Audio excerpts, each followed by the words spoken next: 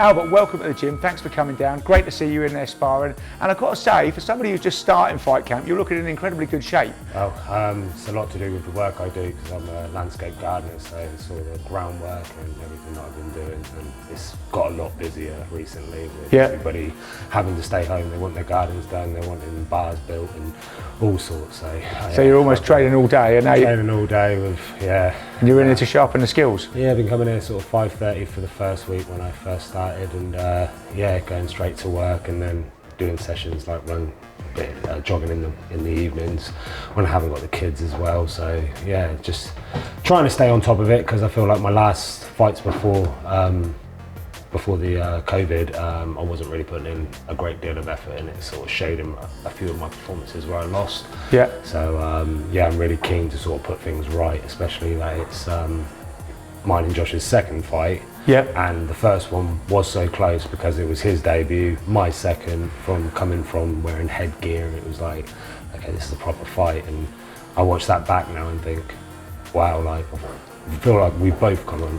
Yeah, well, this is the interesting thing I was saying to Josh. I think you both had that early fight, you know, which you were victorious in, and then you followed a similar trajectory of just boxing better and better people and winning and winning and winning and getting quite a reputation on the scene. Yeah. And so it's funny that you're coming back together again now. Yeah, you know, definitely needed to happen.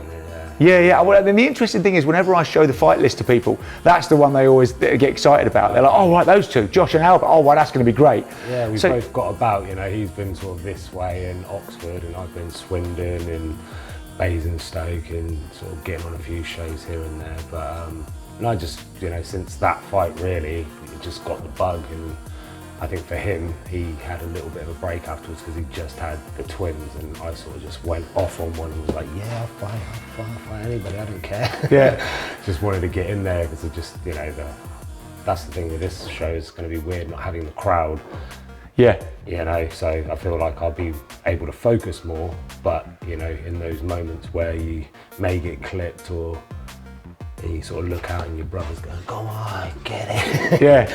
We might have that sort of thing. So yeah, that's going to be a bit different. I've been watching a lot of the UFC, and seeing those fights, it's going to seem very much like that, where it's a corner and it's hear everything. It's going to be a very different sound, isn't it? I think that's what comes across into the sound in the gym. Yes. It's almost, you know, and the shots as well. Yeah, you can really hear those shots going in, can't you, rather than the shouts and screams of the crowd. Yeah, very keen to see that once it's all.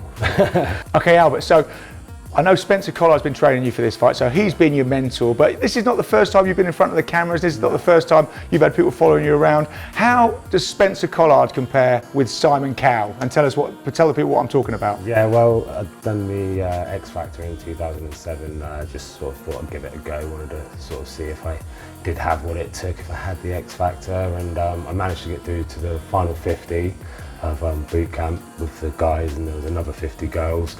And we went off to Winchester and went through the boot camp, sang my songs, and Simon Cowell was, unfortunately, it was a no that day, but it was a great experience and I thanked him for it. And now, after that, I now do an acoustic set with a friend of mine who's on the bongos, and we play like a lot of soul, a lot of reggae.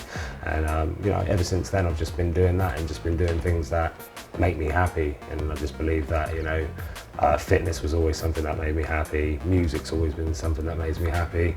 Good friends, good family, and you know, really, that's what I think. That's what gets us through this. So sounds like a great philosophy. Yeah, I just try and keep positive, because you know, if you don't, you know, you can't be positive for others. So Yep. Now I reckon you've got that X Factor in the ring. We've already seen that, Albert, and I know you're going to bring that on the night. But I've just got to ask you. There's a very famous Mr. Fury who tends to, you know, tickle the vocal cords after the fight. Are you tempted? I might sing my way out, you know. Yeah. And he does He famously does American Pie. What would your favourite be once you've won a fight in the ring? It would have to be a Bob Marley one, like No Woman No Cry or something like that. Okay, well, we're going to look. That's my jam.